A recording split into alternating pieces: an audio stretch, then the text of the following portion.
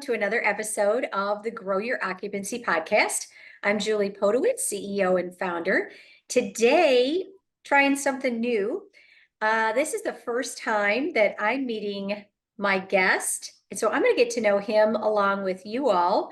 I'd like to introduce you to Mike Morris, who is the CEO and founder of Willow Ridge Senior Living. Welcome, Mike. Thank you, Julie.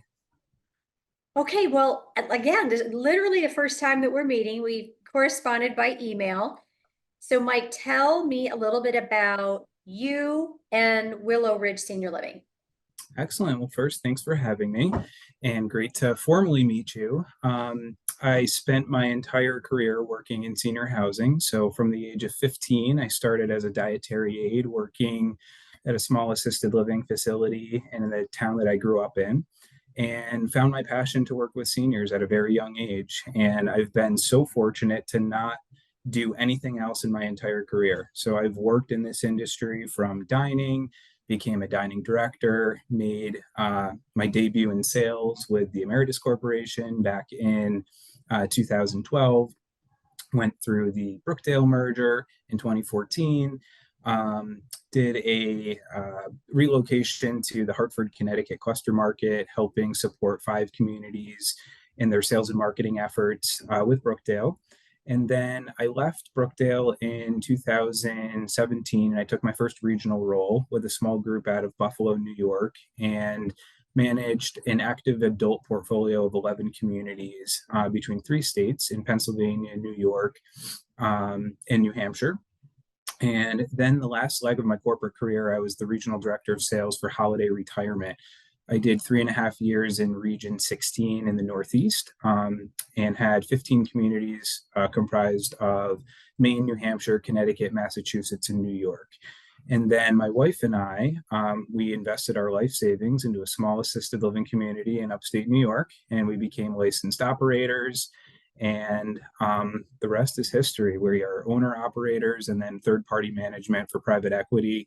Currently, 10 communities in 3 states, roughly 650 employees, and home to about 750 older adults. Wow. Wow. And where are you from originally?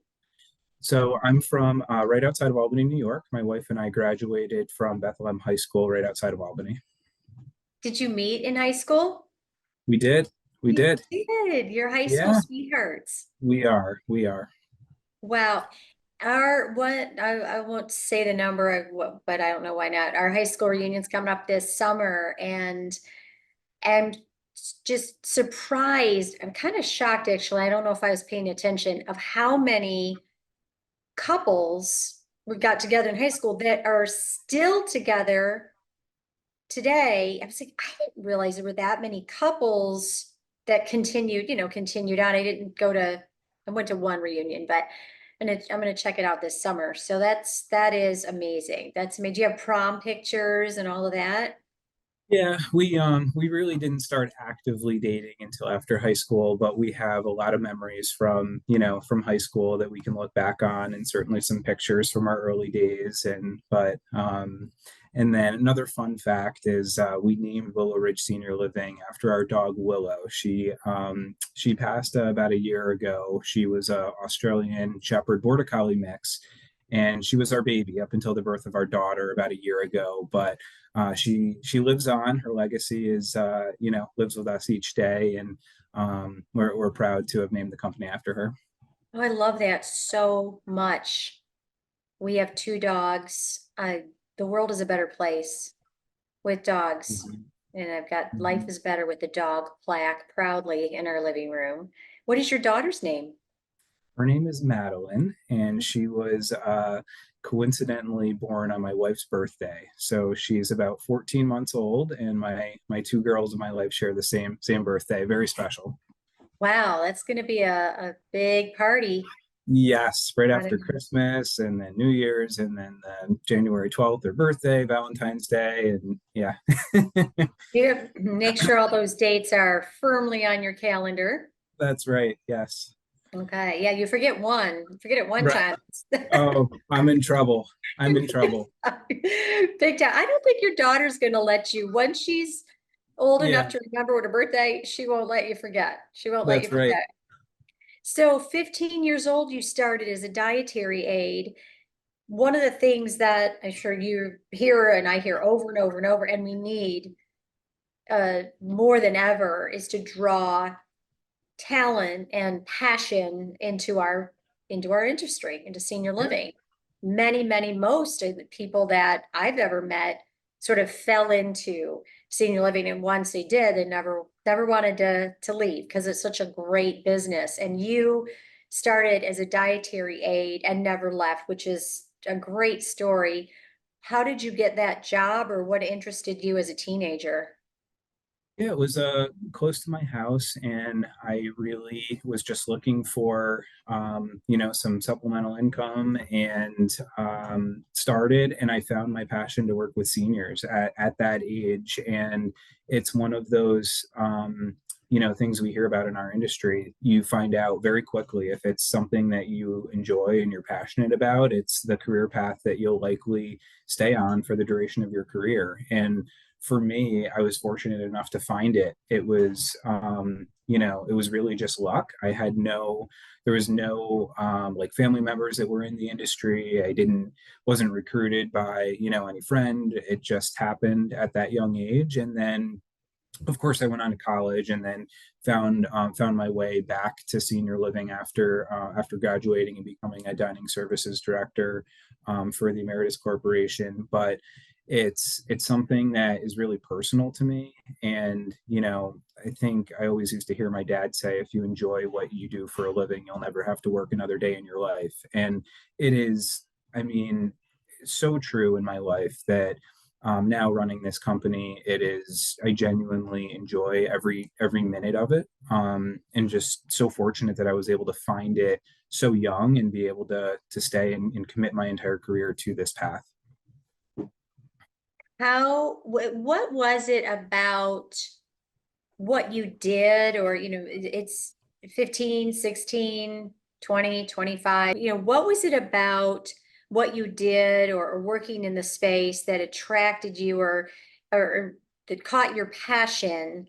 And what would you say, or what do you do in your company to attract people, period, but especially young people to catch that same passion you did? Yeah, I think to sum it up very simply, relationships are the heart of everything that we do in this industry, whether it's with our residents, their family members, other employees, prospects. Um, and it's just a continual theme that's, started when I was 15 years old and has gone through to where I am today. That relationships is what really attracted me to this. I'm a people person. I love learning about our residents' backgrounds, especially big supporter of our veterans and learning about their time in service. And I think the wisdom that our older generation can pass on to us is very invaluable. And so I really was attracted to the relationships with our residents early on. As my career progressed, I learned to sort of extract that same relationship from either my peers or from employees as I grew into leadership roles. And I look for that same level of relationship building in the employees that my company serves today. One of my favorite things to do, you talked about, recruiting and retention. I love LinkedIn and going and just sort of cold call messaging other professionals in our space, not specifically looking to recruit them, but just sparking conversation with people that oftentimes blooms into a wonderful relationship. We'll see each other at a conference, or it'll be just a relationship that blossoms from just that simple interaction. And those who are attracted to people, and that relationship building is really what sets the tone for the culture in our company. And I think that if somebody has that, we can teach them the skills that they need to be successful in their role. But one of the core competencies to succeed is really being a relationship, having empathy for the folks around us. And so I think that that is really the heart of what attracted me initially and what keeps me engaged today. So if I hear you, it's interesting. If I'm hearing you correctly, you engage and hire those that see that you share that similar passion and love, empathy, connection, who you serve, Yeah, and therefore, as in whatever role they have, that will then permeate, that culture permeates through all the way to brand new dining servers or whomever, part-time, weekend concierge, young, experience, age, doesn't matter, but especially those young people that we are wanting, the teenagers, or that we want to attract and retain to catch that's the exactly right. passion. Okay. I think It, is there, if you could give advice, what's one thing that you would recommend people, let's say they would say, oh yeah, I've got the passion, but I still have the turnover, and people today, they don't want to hang out with older adults, and it's a lot of work, and they can make more money at big box store. What's one thing that you all do that you think really works? Yeah, I think culture at the heart of it is really what retains really good staff members. Certainly, if you're looking to get rich in this industry, you might be looking in the wrong, fishing in the wrong pond, because you know there's other career paths that are certainly more lucrative. There was a leader in my career who used to say you can do good and you can do great at the same time, and you can be very successful and you can do really well, but you're also doing a really good service in society. We're helping older adults and hopefully live more comfortably and better in the settings that we serve. So I also think that one message that we stand behind very proudly at Willow Ridge is that our movie matches our soundtrack. It's really easy for any owner of any company to say that they care about their residents and that they care about their employees. We transitioned a building recently in Florence, Kentucky, and I stood in front of the family members, and we did a large welcome introduction, and I asked them specifically to hold me accountable, that what I say I'm going to do, I'm going to stand here, I'm going to tell you all the things that our company believes in, but I need you to look and hold me and my team accountable for everything that we say we're going to do. I've worked for large companies. There's mission statements, there's values that are out there, and a lot of them are based and themed around caring for our residents and caring for our employees. The problem that I see in our industry, and where I think there needs to be a lot of change, is that there needs to be some substance behind those words, because it's really easy when you're encountered on a day-to-day basis of an employee who needs extra time off for bereavement or with her family, a loss of a loved one or a loss of a dog or something that we can all empathize with, and bend the rules, in the name of spirit and doing the right thing. And I think that we as an organization really stand behind those types of those claims. And so my team hears me say it all the time: our movie needs to match our soundtrack. If we're going to say we care about all of these things, we need to step up and do them on every turn and every chance that we get, because it the spotlight is on us. When you say you're going to do something, you need to follow through and honor that commitment. Our movie matches or the soundtrack. Oh, I got a question for you at the end. I Yeah. love that. I love it. So we are real quick before we shift a little to sales, since we are a sales focused organization here at Grow Your Occupancy, and people tune in for those purposes, and also to meet people like you. So many people in our industry who serve in so many various capacities. What makes Willow Ridge Senior Living special, slash, what is your differentiating factor in your local markets? So we are local experts in the markets that we serve, and we take a flexible, nimble approach in almost everything that we do.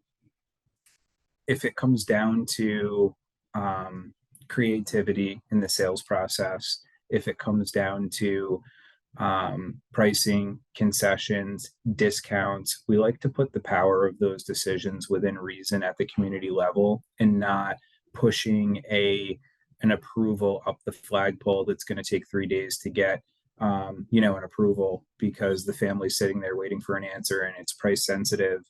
um, our nimble nature really allows us to adapt to the current market. We've transitioned buildings from operators who have held a very,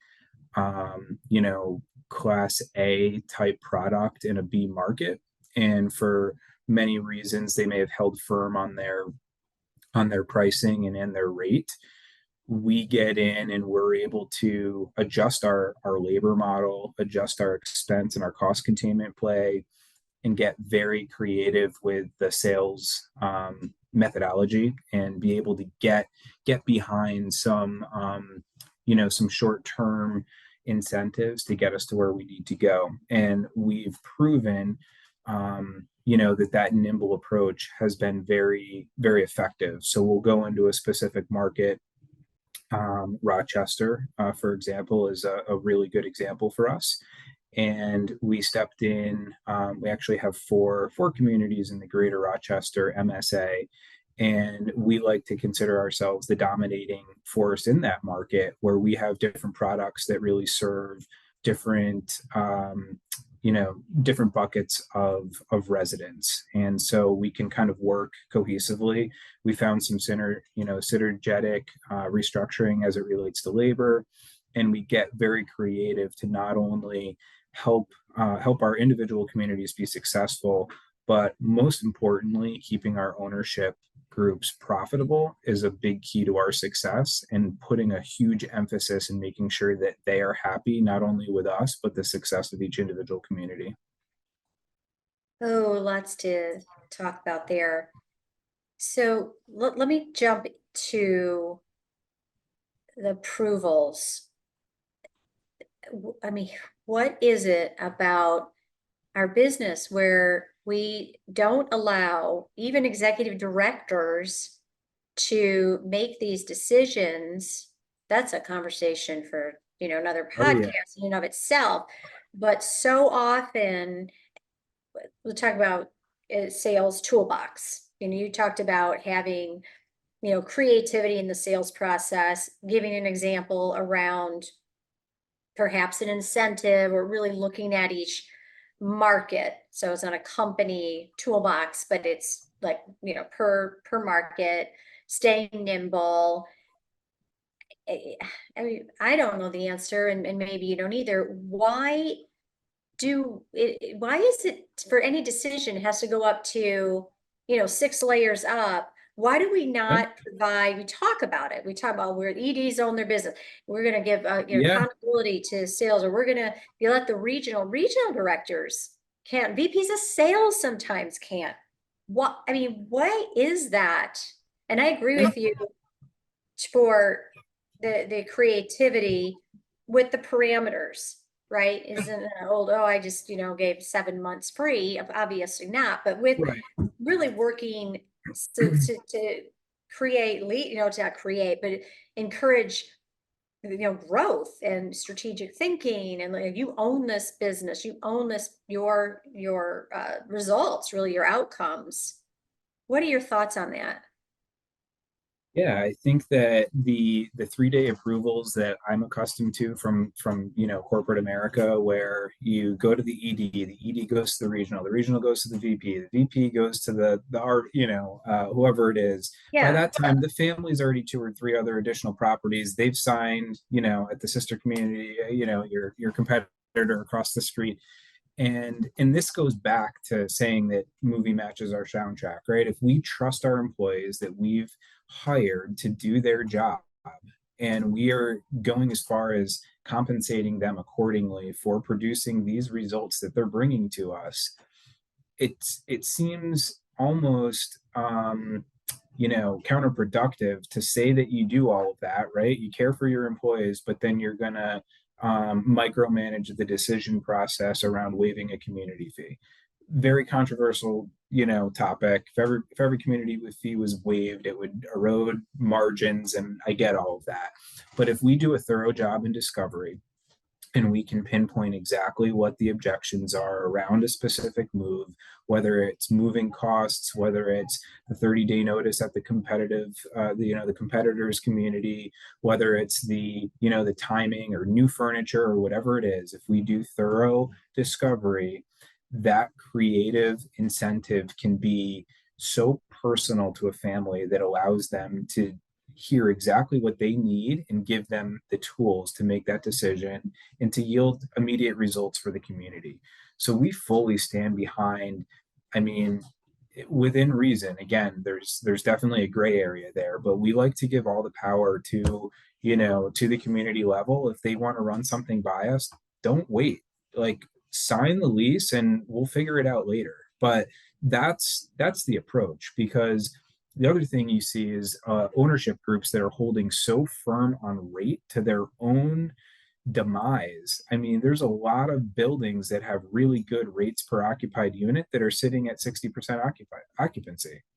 They're proud because their average rate per unit's $5,000 a month or $6,000 a month, and they're proud of that. But there needs to be some flexibility. You need to cut rate if you want to, move occupancy north of 60%. Maybe you need to look at the rate, and that's what we do. We have no ego on a national level that we need to maintain our reputation and say that our rates per occupied unit are a certain level.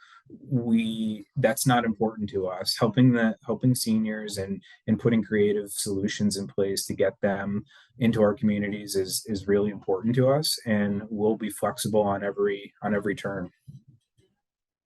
How would you answer the question or the debate around, well, yeah, 90% occupancy at a cut rate, we have no margin. What, cutting rate isn't the way to go. And I know you mentioned 60% and I said 90, but Yeah, that 100% occupancy isn't all that, or 90% isn't all that if there's zero margin. Where do you fall in like that argument? Because I hear what you yeah, say. I can just imagine what people listening are like, yeah, that's great, but we yeah. can't cut There's rate. Yeah, there's two sides to that argument, because there needs to be a happy medium. And we're having the opposite discussion with our higher occupied communities and talking about, internal rate increases and talking about nominally increasing rates. We also reward our salespeople for selling above market rate where applicable.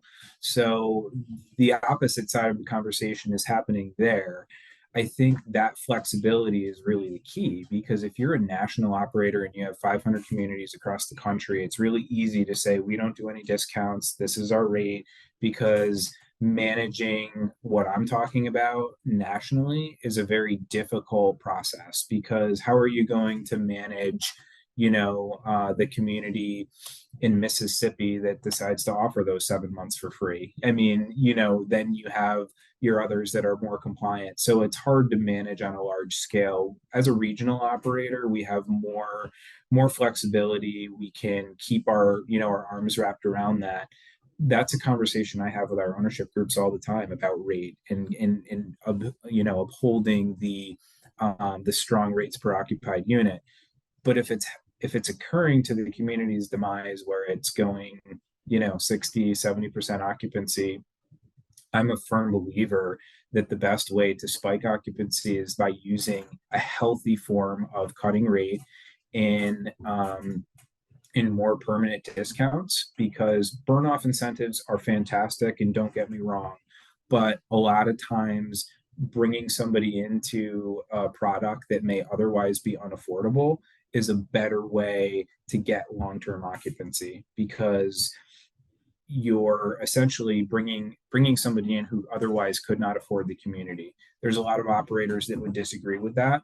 Very controversial, and definitely come from a sales background, so I think about things a little bit differently now that I'm in operations. But Definitely my thought process. And there's plenty of time to work on rate when your building's 90, 100% occupied. But until you're there, I think rate reductions and incentives are the way to go.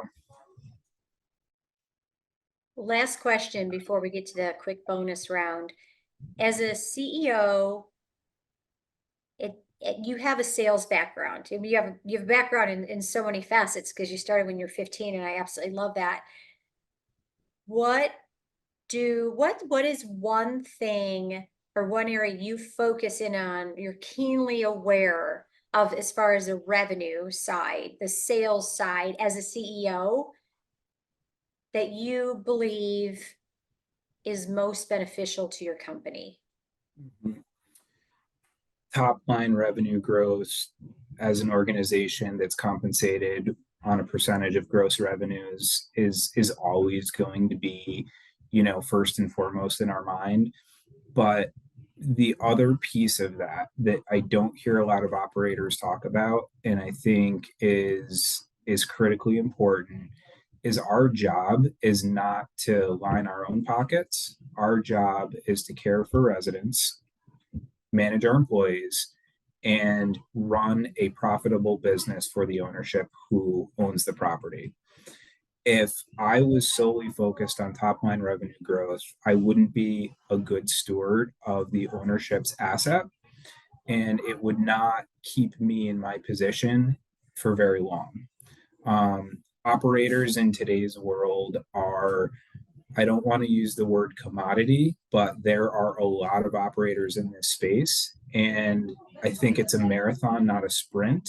And if I were solely focused on top line revenue growth without the fine balance of making sure that my ownership groups were profitable and happy, then I wouldn't be doing a good job as the CEO of my company. You obviously have a love and passion for what you do, Mike. I mean, that just comes through loud and clear. And I Thank you. just wish you all the best and continued success. You've got 10 communities, and starting with you and your wife, and investing your own life savings, and because you really are led by the passion. I see nothing but success for you, and I'm sure everybody who lives in your community, serves your communities, knows that. And talk about leading by example. You're definitely um, an example of that. And I so appreciate you jumping on, and I loved meeting you, and would love to continue conversations and have you on again. Great. Final question, and possibly the most important, Okay. is best movie soundtrack. Oof. Best movie soundtrack. Um, I really like oldie music, and my wife's family is Italian, so I'm gonna say Goodfellas has the best movie soundtrack. That soundtrack matches the movie. Yes, it does. Old school I Italian mafia. I Yes. love it. Goodfellas. All right. Well, Yeah. we'd love to hear from all of you. What's the best movie soundtrack? There are many. The two that jump to my mind are Into the Wild, and that's Hmm. Eddie Vedder. If you guys have not listened to that soundtrack, oh my gosh. And The Graduate, Simon and Garfunkel. And it's an oldie, but a best. And there's Love it. many. Yeah, there's many. And kind of a nostalgic favorite is Valley Girl from the 80s. So Oh yeah. yeah, so there's many. So what is your favorite movie soundtrack? Would love to hear from you in comments. Mike, again, thank you so much for joining the Grow Your Occupancy podcast. Thank you all for listening to the end. If you'd like to learn more about Mike and what he is doing, how do we contact you, Mike? Yeah. Our website is www.willowridgeseniorliving.com. We have prompts to submit requests for information. My personal email is michael.morris@willowridgeseniorliving.com, and look forward to hearing from all of you. Great. Well, we'll put your website link down in the right below this. And for people that want to reach you, for people that want to reach us, growyouroccupancy.com. Like, share. That's the best way, and our greatest appreciation, the best way to support us in spreading the good word and allowing others to meet people like Mike, leaders in our business that make the lives of everyone that you all serve better every day. The ripple effect is huge. It's vast. You all make a difference and are much appreciated. Thanks again for listening to the Grow Your Occupancy podcast. I'm Julie Podewitz, and until next time,